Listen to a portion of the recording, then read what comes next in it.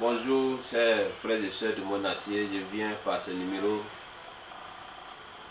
de 10 minutes pour comprendre notre mission d'édification, de restauration, de sanctification de nos bien-aimés du monde entier. Je viens aujourd'hui vous parler du thème qui est celui de prêter à Dieu ce qui est de précieux pour vous. Prêter à Dieu ce qui est de précieux pour vous. Pendant que tu es en vie, pendant que tu es en train de travailler, pendant que tu vois la main de Dieu dans ta vie, dans les victoires, dans les batailles spirituelles, les attaques, tu sois victorieux. Toutes ces choses en question que Dieu fait dans ta vie, toutes ces grâces que tu reçois de Dieu, qu'est-ce que tu as pu prêter à ce Dieu-là? De précieux. N'est-ce pas, d'autres quand ils veulent donner à Dieu, c'est ce qui n'a pas de prix à leurs propres yeux. Or, notre Père lui-même, pour nous sauver, il a donné son Fils unique. Il a de prix à ses yeux. Il a donné ce Fils unique pour que toi et moi nous soyons sauvés. Donc, qu'est-ce que tu donnes à Dieu ou qu'est-ce que tu as pu donner à Dieu depuis au moment où tu te connais en tant qu'enfant de Dieu? Nous allons toucher les Saintes Écritures tout de suite concernant nos bien-aimés qui ont posé de ces actions-là dans la Bible. Et c'est là aujourd'hui témoignent ce qu'ils ont pu faire pendant leur vie ministérielle. Nous allons parler du témoignage de Pierre, ce qu'il a posé comme première action pendant le temps où le Seigneur l'appelait.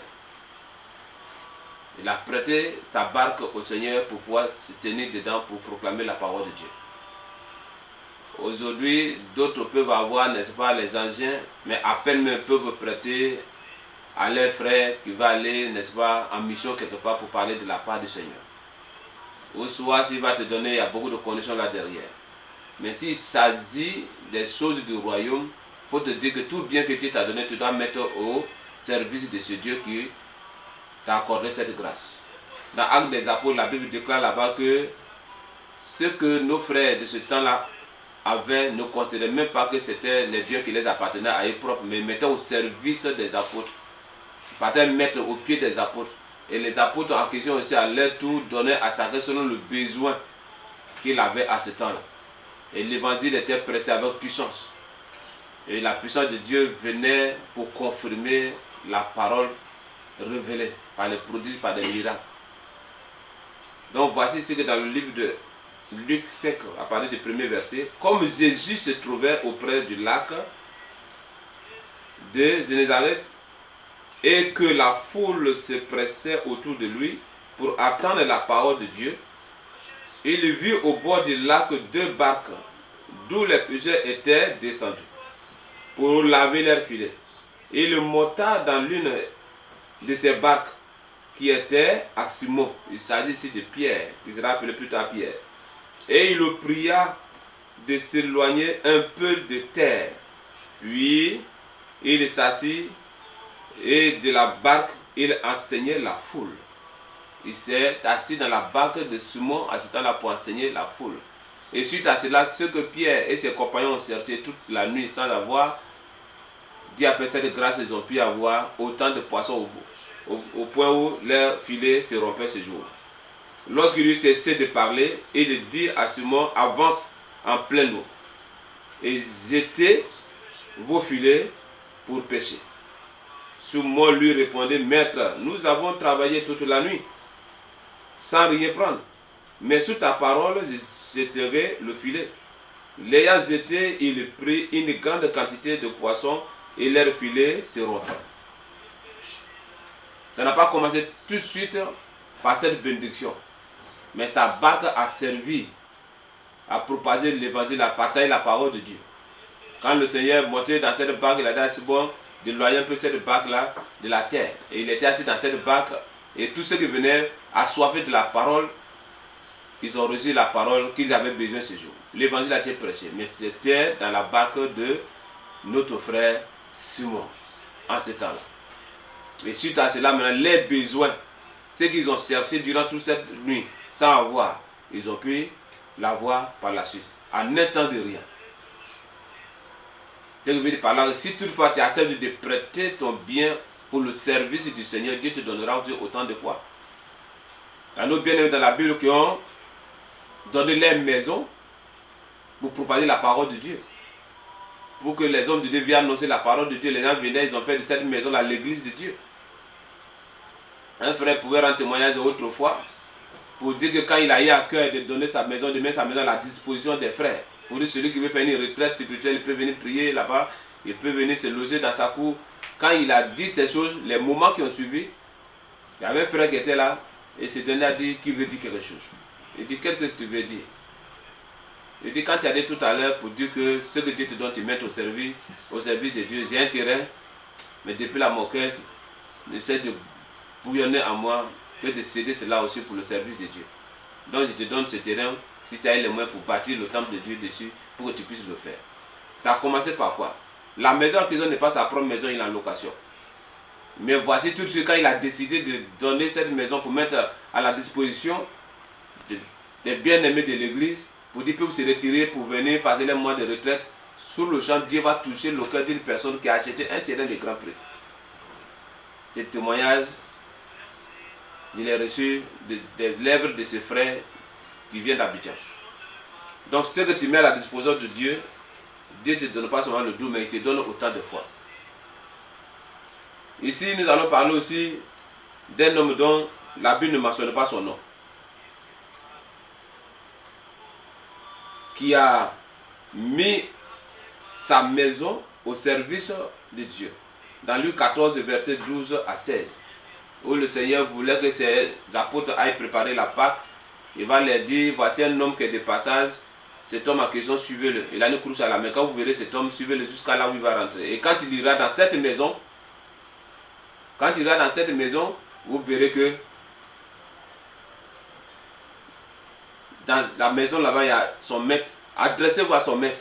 Et quand vous allez vous adresser à son maître, dites-lui que le maître dit de te demander où tu veux qu'on vienne préparer la Pâque. Montre-nous un endroit. Et il va vous montrer une chambre bien meublée. Et là, vous allez préparer la Pâque pour que nous puissions la manger. Et arrivé dans cette maison, d'abord sur le chemin, les signes ont commencé à s'accomplir jusqu'à ce qu'ils ont trouvé cet homme dans la maison. Et quand ils ont donné la commission du Seigneur, c'est comme si la maison était déjà préparée pour cela. Et du coup, il a cédé sa maison et la Pâque a été préparée dans cette maison. Et lui et ses 12 apôtres ont mangé la Pâque dans la maison de cet homme. Ce témoignage se trouve dans Luc 14, verset 12 à 16, que d'autres peuvent lire à la maison. Lydie, la marchande de pourpre, a cédé sa maison aux apôtres dans Acte 16, verset 13 à 15. Au moment où les apôtres sont allés en train d'annoncer la parole de Dieu, ils ont trouvé cette dame-là regroupée quelque part. Et plus Paul annonçait la parole de Dieu, il dit, Dieu a ouvert le cœur de cette femme vraiment pour croire à la parole de Dieu. Elle était assoiffée de cette parole. Elle a eu la crainte de Dieu, elle a accepté le Seigneur et elle a dit aux apôtres que elle a obtenu grâce à leurs yeux, voici sa maison, qu'ils puissent se retirer là pour se loger dans cet endroit. C'est de cette maison et passer la nuit et prier avec elle et se retirer pour aller annoncer la parole de Dieu. Bien aimé, le thème, nous revenons là-dessus. Prête à Dieu ce qui est de précieux pour toi. C'est quoi tu as pu prêter à Dieu jusqu'à maintenant? Pendant que tu rends les témoignages, Dieu t'a guéri. Pendant que tu rends les témoignages, Dieu t'a béni. Pendant que tu rends les témoignages, Dieu a accordé telle grâce à tes enfants. Dieu a béni ton foyer. Dieu a fait toutes ces choses dans ta vie. Qu'est-ce que tu as pu donner à Dieu de précieux? Qu'est-ce que tu as pu donner à Dieu de précieux? Aquilas et son épouse Priscille. Il y avait l'église de Dieu aussi qui se réunissait dans leur maison. Pourtant, il y avait d'autres personnes dans la même ville. Mais Paul mentionne leur témoignage dans les Saintes Écritures, dans 1 Corinthiens 16, verset 19, où Paul annonçait un mot de remerciement, mentionnant l'église qui était dans leur maison. Que la grâce de Dieu vivant se repose sur la vie de tout un chacun. Je prie pour mon frère de jusque-là qu'il hésite. Quand il veut faire quelque chose pour le royaume, il hésite. quand il veut faire quelque chose pour le royaume, il doute. Cela met un frein à une bénédiction. Cela met un frein à une bénédiction. Je prie que mon Dieu te délivre de tout esprit d'avarisme, car cela ne te permettra pas d'avancer dans la voie de Dieu comme il se doit. Et quand tu vois qu'il y a un besoin dans la maison de Dieu, n'attends pas qu'on puisse venir vers toi pour le faire. Si tu le fais dès que dévoué, il y a une grâce qui va descendre à la place de cela que tu as pu ôter. Ça peut être un bien matériel, ça peut être ton argent. Dans les Saintes Écritures, il y a d'autres même qui ont donné de leur temps pour pouvoir servir Dieu avec. Quand le Seigneur rentrait à Jérusalem autrefois aussi, voici la montée et ses serviteurs sont allés trouver que ces signes se sont accomplis. Ou la naisse qui avait son anneau à côté, ils sont allés, ils ont demandé que de dire au maître que le maître a besoin. Si vous demandez pourquoi vous détachez, dites-le que le maître a besoin. Et quand l'homme en question a demandé pourquoi ils ont détaché son animal, les envoyés ont dit la même chose. Et il n'a pas dit quoi que ce soit, il a laissé. C'est pas son âne en question que le Seigneur est monté, c'est sur ce âne en question le Seigneur est monté pour rentrer à Jérusalem. Pendant ce temps, il y avait les personnes qui avaient leurs vêtements. Il n'y a pas autre chose pour donner au Seigneur, pour lui prouver vraiment leur amour. Mais ils ont pris les vêtements pour jeter au devant de l'âne, pour que l'animal marche dessus. D'autres ont coupé les branches. D'autres ont pris de leur énergie pour chanter pour la gloire de Dieu. Hosanna à celui qui vient au nom du Seigneur. Béni soit le fils de David et tout. Vous connaissez ces choses. Qu'est-ce que toi, à ton tour, tu fais pour le royaume de Dieu? Qu'est-ce que tu fais pour le royaume de Dieu? Il y a beaucoup d'exemples. Nous allons nous limiter à ce niveau, comme il s'agit d'une émission de 10 minutes, pour que Dieu puisse arroser le peu que tu as reçu. Si toutefois il y avait un esprit qui venait s'opposer au bon sens, ou quand tu veux faire du bien, cet esprit vient te dire ne le fais pas. Sache que cet esprit en question ne veut pas de ton bien. Tous ceux qui ont fait du bien sur l'œuvre de Dieu ne sont jamais appauvris quelque part. Donne ce qui est de précieux. Ne donne pas à peu près. La vie éternelle t'a pas été donnée à pacotille, mais c'est la vraie vie qui t'a donnée. Et Dieu aussi en question, il n'avait pas 2 ou 3 fils, mais c'est son fils unique qu'il a pris pour te donner. Il veut que nous soyons son modèle. Si tu donnes les bénédictions de qualité, apprends à lui donner des choses de qualité. Que Dieu vous bénisse. Père, je prie pour mes bien-aimés qui me reçoivent maintenant. Je prie que cette parole soit une source de bénédiction pour toutes ces personnes.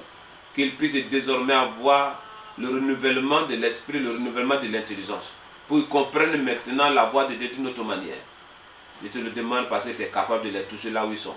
Car la distance n'est pas une barrière pour l'onction. Au nom de Jésus-Christ, recevez cette grâce dans vos maisons. Amen.